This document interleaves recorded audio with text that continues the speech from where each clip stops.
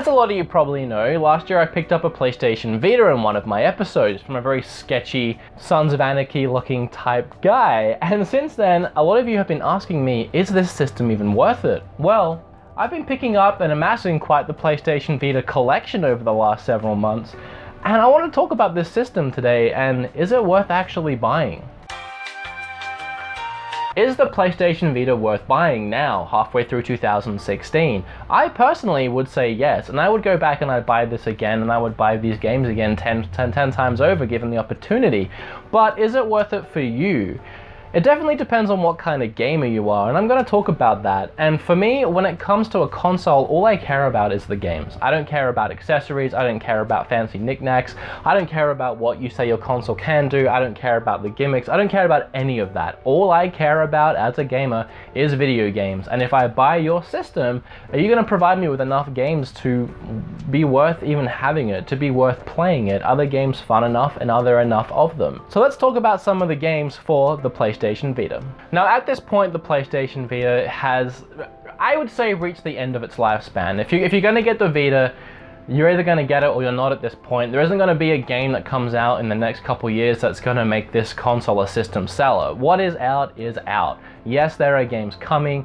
Most of them are going to be RPGs, and if you love RPGs and you love playing them on handheld, the chances are you have already picked up one of these. There are a lot of games for this system that really accompany PlayStation's bigger releases, such as Uncharted Golden Abyss. This game is actually a really great addition to the Uncharted series and is currently the only way to play the game. This is still an exclusive today.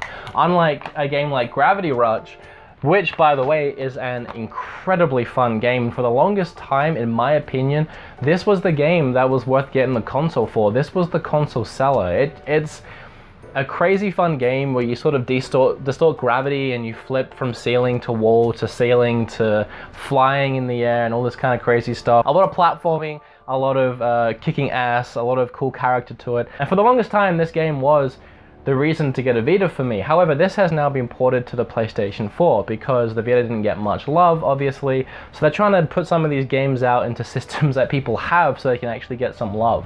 So that one's sort of gone from exclusive to not exclusive. But a game like Uncharted, this is still the only way to play it. It's super fun, the story is fantastic, the gameplay is as you would expect and know and love from the second and third game, and it's definitely a reason to pick up this system if you love the Uncharted series. Assassin's Creed 3 Liberation, and honestly, it's not half a bad game.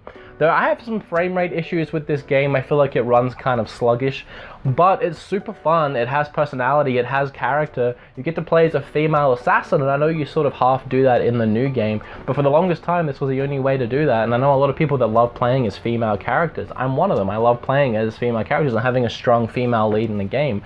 But beside that point, it is a super fun Assassin's Creed game, and if you love Assassin's Creed 2, Assassin's Creed 3, I mean, it's another great addition to the system. I'm not sure if I'm totally pronouncing this correctly, but Lumines is another super fun game for the system. It really goes hand in hand with music, sort of like it's a puzzle game, almost Tetris-y, but it has a lot of really cool music tracks, and you sort of play to the music. It's really interesting, and I'm sure I'll have some gameplay of it up for you guys to see, but I would definitely recommend picking that one up because, much like a lot of these little puzzle games that come out, super cheap, but also super fun.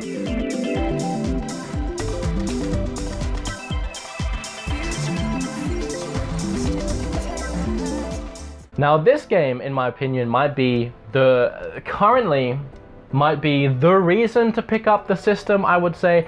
I am not a huge RPG fan. Now let's get that out right away. And I say that as someone who loves the Vita and has quite a few RPGs for the system at this point. I've never really been into them. I've played the Final Fantasies, I've played Chrono Trigger, I've played Earthbound, I've played those games and I love them. But I'm not the kind of guy that seeks out the next awesome RPG game as it comes out. I never played the Persona series, but I needed something to play on my Vita, and this was the second game, or maybe even the first game that I got for the system. It's amazing, and yes, you can play this game on a PlayStation 2 if you really want. This is a remastered, it has extra endings, it has extra content throughout the game, it has added stuff to it, and at the same time, it's just an incredible game. And if you haven't had the chance to play it, you can pick this up really easy, spend under 20 bucks on it, you can play it on the go, on the fly, it looks great, it's really fun to play. It will last you, it is a lasting game. I think it took me like 75 hours to play it, so if you're picking it up for 17 or 18 bucks and you get 75 hours of gameplay, that's not a bad deal. And honestly, it looks really great on the PlayStation Vita. If you haven't played Persona 4, and I know it's easy, for at least for me anyway, to judge RPGs by their cover, and I do it a lot because, let's be honest, a lot of them look the same. They have the same artwork, it's usually a bunch of the anime characters on the front, sort of in a pose, standing around. They can blend in, and when you don't know much about RPGs like myself, it's easy to overlook a lot of them. It's easy to overlook this my entire life. I was forced in a position where I had to play it because I had nothing else, and I loved it. And I do want to talk about downloadable content, downloadable games for the system, because that's almost a console seller on itself, and I will get to that. But Persona 3 is also downloadable. It's the PSP version. You can download that on your PlayStation Vita as well, if you love this game that much that you want to try out the third one, or even if you love the third one, that's on there as well via the PlayStation Network. Soul Sacrifice, if you like the God of War titles, this is actually a really fun game with a lot of character and style that when I started playing, I was sort of blown away by it. And that's purely because, judging a book by its cover, it looks a little boring. I don't know what it is about it. I wasn't a huge fan of the cover art, and I was kind of hesitant to pick it up. I got it really cheap actually, super cheap. This game isn't that expensive. I think it's like 10 bucks. I got it really cheap and I put it in to try playing it because I heard that it actually integrates the PlayStation Vita's, because it really integrates the PlayStation Vita's little gimmicks, the touchpad, the back touchpad and stuff like that. So I wanted to actually play a game that used that well, and the game ended up being super fun. So if you like God of War and those kind of games, definitely give this one a shot if you're picking up the PlayStation Vita. This is a fun game. Now, games like Batman Blackgate go hand in hand with something that I wanted to talk about at some point in this video, and I guess I'll do it now, and that's hardware specifications for the PlayStation Vita compared to the 3DS. I love the 3DS. Huge fan of the 3DS. Got a great library for it. Nintendo makes incredible games. I have grown up on Nintendo, and you could almost say I'm a Nintendo fanboy. I prefer this system over the 3DS, and there's a lot of reasons why. The sound quality is good, for starters. It's just fantastic. I love the 3DS. I'm playing Bravely Second on it right now because stupid Persona got me into RPGs. The sound quality just isn't there. It just isn't where it needs to be. It's grainy. It almost sounds like it's coming through crackling speakers compared to something as clear and crystal as the PlayStation Vita.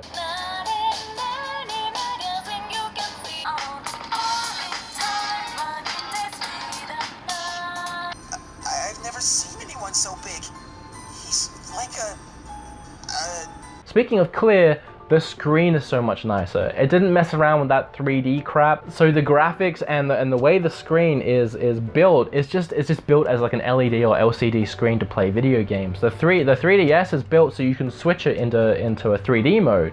So you can see little lines in the graphic display, little like lines where when you switch it into 3D, those lines activate to sort of bring it out into 3D.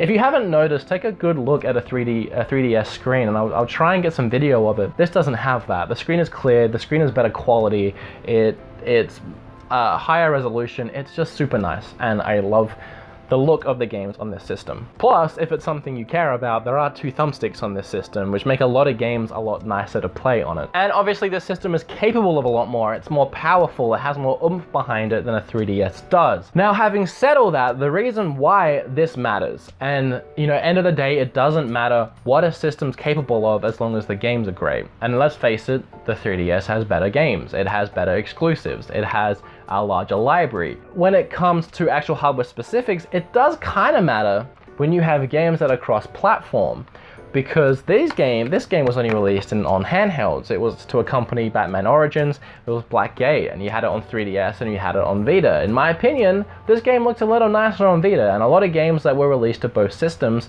they end up looking nicer on the Vita. So when it comes to cross-platform games, the Vita is definitely the way to go, at least for me. I would prefer to get the cross-platform games on my Vita. Now, while there are a lot of games in my current collection that I would like to talk about, there are games that I haven't managed to pick up yet cheap enough that I do want to talk about that I don't actually have on me, such as Killzone. I've had a chance to play that. I'm not a Killzone fan. In fact, all the console ports of this game have sucked, in my opinion. I haven't enjoyed any of them. Killzone for the PlayStation Vita is kind of incredible, and it really shows what the system is capable of and what it would have been capable of had it been given more love and sold more copies. I'm sure more games like this would have been made. Yeah, it's a first-person shooter. They're not really my thing, but just like the new Doom that came out for PlayStation 4 and Xbox One PC, which is incredible, just an incredible first-person shooter, again with Killzone for the PlayStation Vita, it just blew me away when I got a chance to play that game. And for those of you who don't know, I don't buy games unless I find them for $1 because I'm cheap. I haven't managed to find that one cheap enough yet, plus I have a lot to play already, so I haven't picked it up, but it's definitely on my list of games that I need to buy. Other great games for the system that I don't have, there is a Little Big Planet game, which is a great addition to that universe on the PlayStation Vita. It's a lot of fun. So let's go back to my initial point of, is this console going to be right for you? Regardless of what it has to provide, is it going to be right for you? Yes, it's technically a more powerful system. Yes, it looks a little better. It sounds a little better. It has some unique games for it. Both the 3DS and the Vita have its own feel for me. But 3DS has those unique Nintendo games, those Marios, those Zeldas, those great AAA titles that they hit out the park, which the system doesn't really have and doesn't really bring its own gems to the console. And the couple times that they've wanted to get the games back out there, so they've re-released them on PlayStation 4 and other medias like that. If you're a gamer that loves playing video games, that seems to have exhausted all their other options and can manage to find one of these systems on the cheap, you can play these amazing games like Gravity Rush, like Uncharted Golden Abyss, like Assassin's Creed 3 Liberation, which is fantastic, like Persona 4 Golden, which is a super fun game. You can buy your cross-platform games on this system. The biggest thing for me though is that the games are really hard to find. And the memory cards, if you want to actually store all these games, are super expensive, ridiculously expensive. Collecting for this thing isn't going to be easy. You're going to struggle to find the games, I'm not going to lie. You're going to struggle to find them in cases because they're always loose. A lot of the games that are actually good for this system are never going to dip under $10, and they're really going to dip under $15 because they're the good games for the system and there isn't that many to hold on to. I compare this system right now to the Dreamcast. I feel like it's a little bit ahead of its time. I feel like it wasn't appreciated in its time, and I feel like it had a lot of great titles. Not Nintendo 64 amount of titles, not PlayStation 1 or Xbox amount of titles, but it has a lot of great titles that I'm sure forever this will be the only way to play them. And as I'm sweating buckets here in Seattle right now because it's crazy hot up here on the top floor of my apartment, the one last thing I want to talk about is downloadable content, which I am not into personally, but if you are, that's a reason to pick this console up in itself, as I previously stated. You can download from the PlayStation Network so many great PlayStation 1 titles. I haven't dived into the list. I know you can pick up games like Vagrant Story for a few bucks. I know you can pick up Persona 3 for a few bucks. I'm gonna put up a list on the screen right now, some sort of list of all downloadable content you could buy for this system, because I know a lot of people love downloadable content and prefer not having physical copies. I'm not that guy. But I have been tempted a bunch of times. I mean, the free games I'll always get from PlayStation Network, but sometimes I see these games that are so expensive to buy now, and you gotta hook up your consoles to play them, that are super cheap on this system, and you can just have it on the go. One of my favorite concepts about the PlayStation Portable wasn't so much the games, because I honestly didn't like the PlayStation Portable. It was really slow, really clunky. The discs took forever to load, the games took forever to load, but hacking it and putting all of your ROMs on it and having it as this portable system that could play PlayStation 2 games, that could play Nintendo games, old NES and 64 games, was incredible to me. And if you love that concept, you can fill this bad boy with so many great games. You can deck this bad boy out and have it as really an ultimate gaming console for just so many video games. And that concept alone does make this potentially an amazing little handheld to have on the go for road trips, for family holidays, for whatever it is or even just sitting around at home, depending on what kind of gamer you are. this can be a really cool system if you invest the time and a little bit of money into it. Okay guys, I sat down here today with a goal, and that was to try and sell you the PlayStation Vita without making you go out and buy one and then realizing that you didn't like any of the games for the system. I feel like the Vita deserves more love. It's sold about 12 million copies, while the 3DS has sold something like 65, 70 million copies. Granted, 3DS keeps putting out these different iterations, of different skins and Fire Red and whatever they've been coming out with, which adds to the sales. But even still, this console hasn't sold that well and isn't getting much love, or any love at all anymore. And I do want to see it do a little better before it gets swept under the rug, because it is going to be the Dreamcast of this handheld generation, or this console generation.